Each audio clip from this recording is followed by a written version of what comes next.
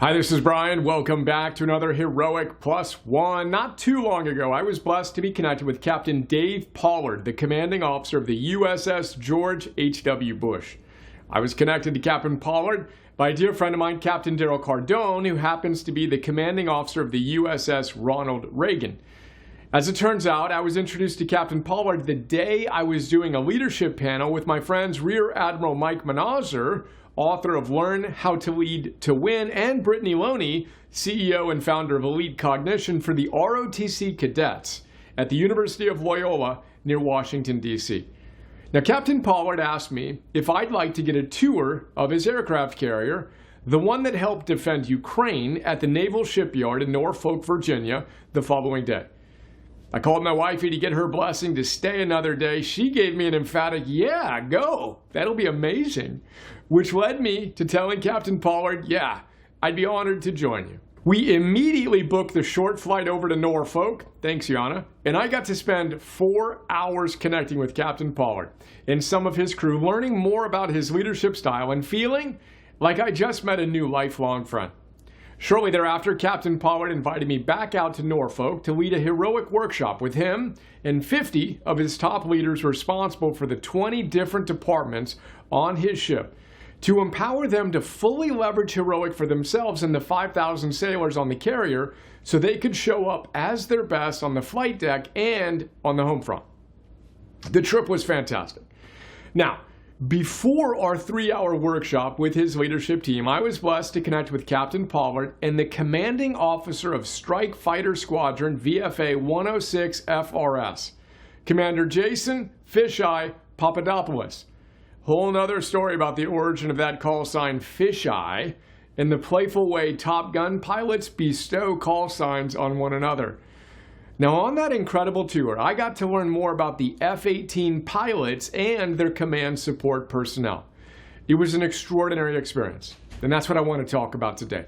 More specifically, I want to talk about one heroic guy I was blessed to meet that morning. His name is James Dickerson.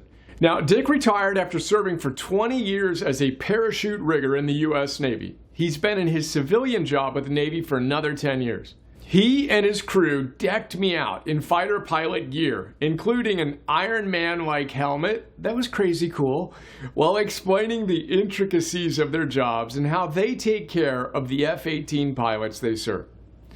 Now, it's hard to put into words just how powerful it was to spend time with Dick and his young team. The passion with which he told me about his commitment to doing his job with excellence will be imprinted on my soul for the rest of my life.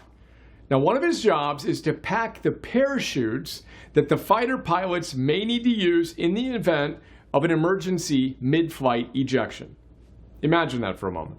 Both the mid-flight ejection and the guy responsible or woman responsible for packing the parachute. He told me that every single time he does that job of packing a fighter pilot's parachute, he does it as well as he possibly can, thinking of the pilot and their family that he's responsible for protecting. I literally got tears in my eyes typing that out, feeling into his heroic love for the Navy brothers he was serving. Then, Dick told me that his parachutes had been used by fighter pilots ejecting from their cockpits 11 times. Every single time, those men survived. The pride with which he shared this was incredibly moving.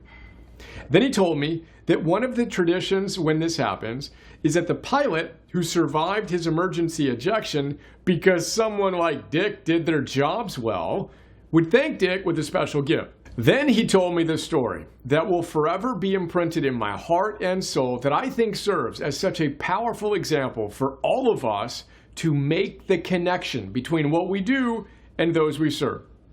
So one time, after he saved a man's life because he did his job with arete, the man's family showed up at his house to thank him.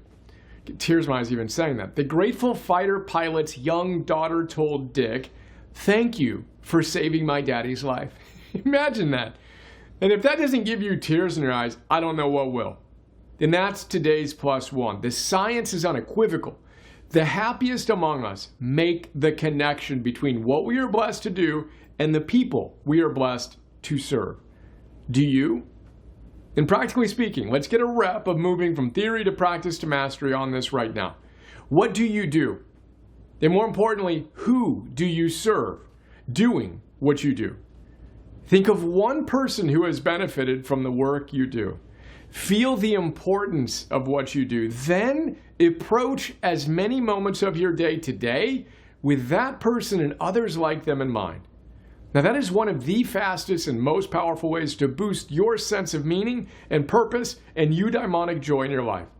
Today's the day to serve profoundly. Let's go, hero.